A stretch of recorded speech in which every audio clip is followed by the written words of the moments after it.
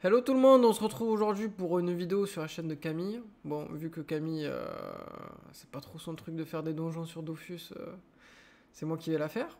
Donc on se retrouve aujourd'hui pour un tuto à Erdala. À Erdala, donjon qui m'a été beaucoup demandé par la communauté de Dofus sur le serveur Erdogrise.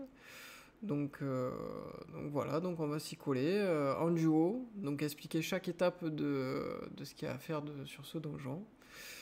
Et puis voilà, on se retrouve en combat. Alors niveau placement, c'est très simple. Donc le but tout d'abord avant de faire quoi que ce soit, de debuff les boss, tout ça, c'est de tuer les deux mobs. Donc pour tuer les deux mobs, je me place au niveau du premier. Hop. J'attaque, pas de soucis jusque là. Alors chose à savoir, ne jamais taper la boss, donc la Xian ou le Hanchi, pour quelque raison que ce soit. Parce que sinon vous risquez de dérégler tout le processus de debuff. Et si c'est le cas, c'est un peu chiant quand même à remettre en place. Donc vaut mieux éviter de le taper. Donc tapez vos mobs tranquillement. Hop. Tac, je prépare quand même un petit mur. Ça m'aidera pour tuer le mob. Alors je l'ai pas dit, je joue un panda haut, stuff classique d'Anator Ouroboros. Et un roublard feu classique, pareil, bandit spectral séculaire. C'est pour moi la meilleure team qui soit pour ce donjon, franchement. Même le roublard solo en soi duo assez facilement un donjon avec n'importe quelle classe. Donc vraiment un choix sans hésiter. Donc là on a tué le premier mob, parfait. Hop, on va passer notre bombe.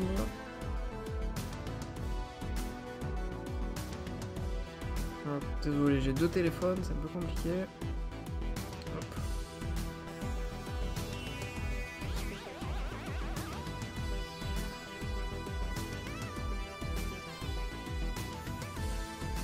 Donc là vous voyez, là il y a quelque chose qui m'embête. Le mob numéro 5 a fait son sort de tourbillon là, sur la boss. Et comme vous le voyez en fait, c'est quelque chose à faire très attention. Le Wukong de la femme du coup est monté à 8.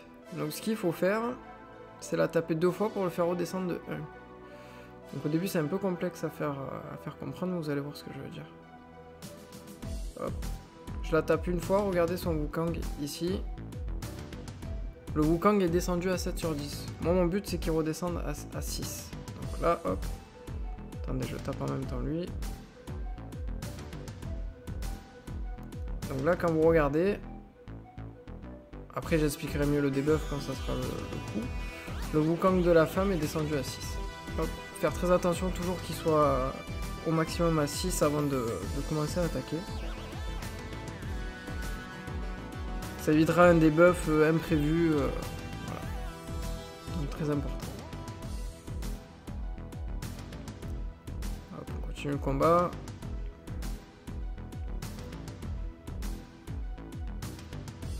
Hop. Alors la technique.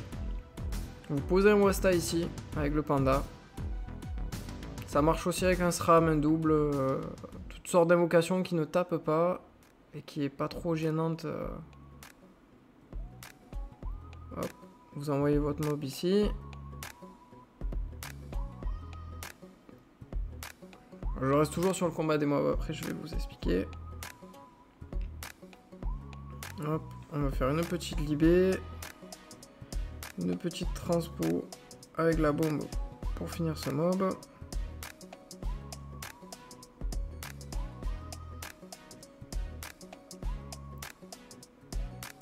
Parfait.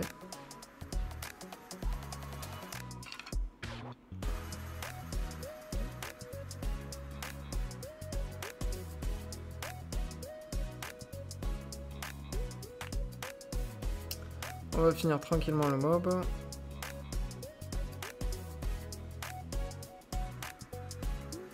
Et après, c'est quasiment de l'auto-win, vous allez voir.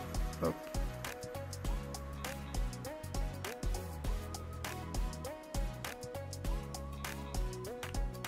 Vous voyez, là, le Wukong est à 9, donc je vais le faire redescendre tranquillement. Chaque coup le fait redescendre une fois.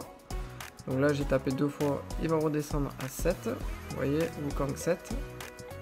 Et par contre, le gros, il faut regarder le Wukin. Donc pour l'instant, le Wookiee c'est le plus long à monter, parce qu'au lieu de monter 3 par 3, il monte 1 par 1. Donc il faut savoir que ce boss, il faut les tuer en même temps. Sinon, si vous ne les tuez pas en même temps, ça risque de poser problème, parce qu'en fait, ils se débuffent qu'entre eux. Donc faire toujours attention à les tuer en même temps. Donc il va falloir les debuff en même temps, ça va de soi.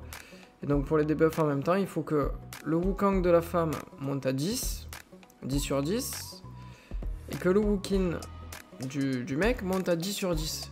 Idéalement le même tour. C'est ça la complexité du donjon.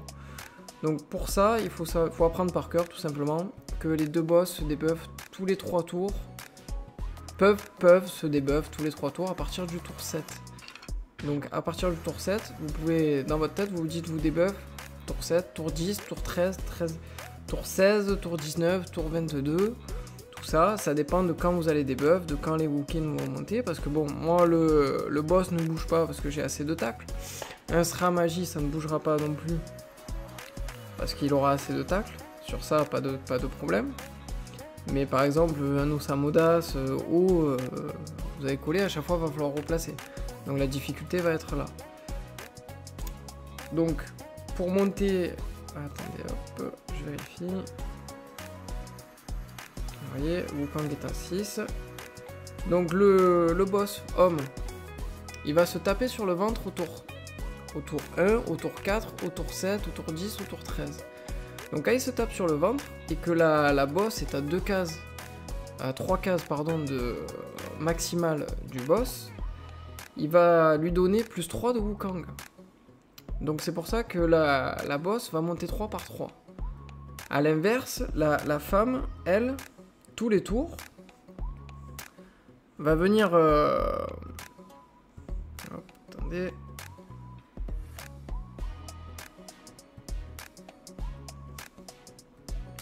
Elle va venir, regarder, comme ça, elle vient, elle fait son tourbillon. Alors elle me tape moi, certes, mais elle tape aussi mon invocation. Mais elle vient aussi faire le tourbillon au boss, et qui du coup va monter son Wookiee de 1. Et donc là, vous voyez, à partir du tour 7, c'est à partir de ce moment-là, vous faites attention. Attendez, je la renvoie là-bas. Hop, attendez, je monte tonneau sur moi. Hop. C'est pas gênant de pas la debuff, je le fais. Bon. Donc là, vous voyez, son Wookiee est à 8 sur 10. Ah, il faut veiller au tour 7 à ce qu'il soit à 7 sur 10. Ou alors, si vous le faites, si vous prévoyez un debuff pour le tour 10, enfin pour le tour 13, pardon, tous les multiples de 3 après le tour 7, donc tour 7, tour 10, le Wookiee doit être à 7 pour pouvoir debuff. Hop, on va faire ça comme ça, je soigne.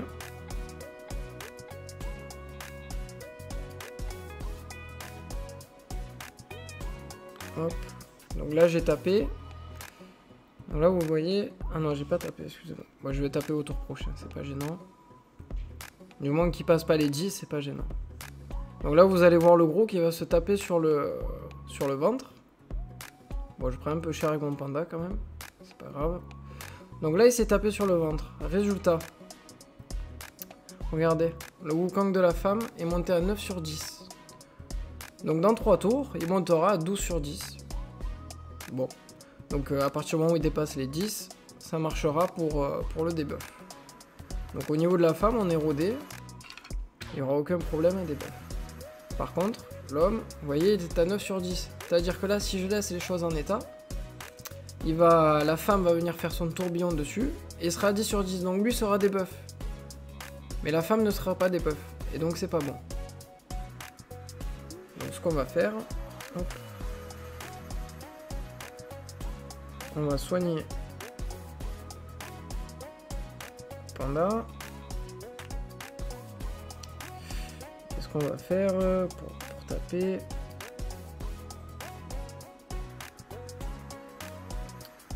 Qu'est-ce qu'on peut faire?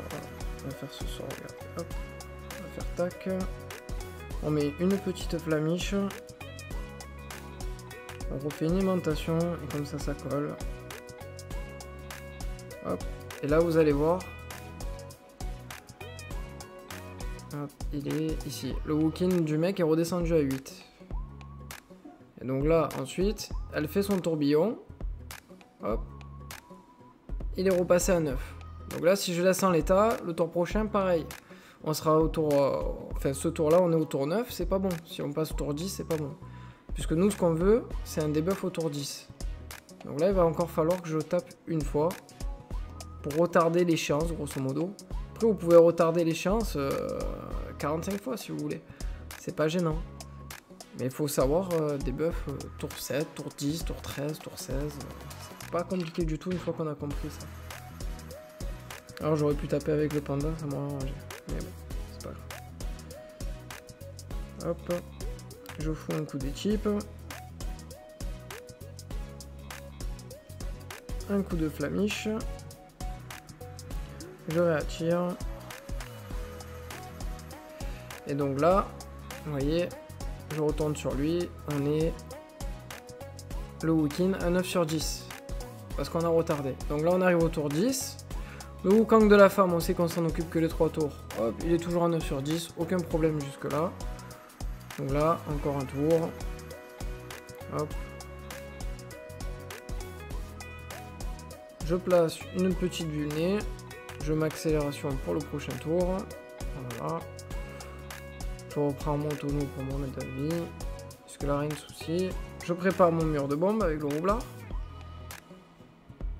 Hop. Une petite surcharge.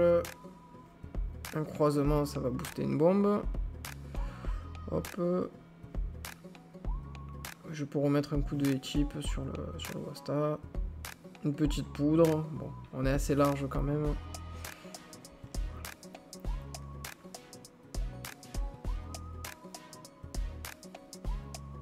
Hop, vous voyez, elle a fait son tourbillon. Il a tapé sur son ventre. Donc vous voyez là, état souffle du Wookin 1 sur 10, c'est que ça a été des buffs pour l'homme. Et là, état souffle du Wukong libéré, ça a été des buffs pour la femme. Donc ensuite, plus qu'une chose à faire.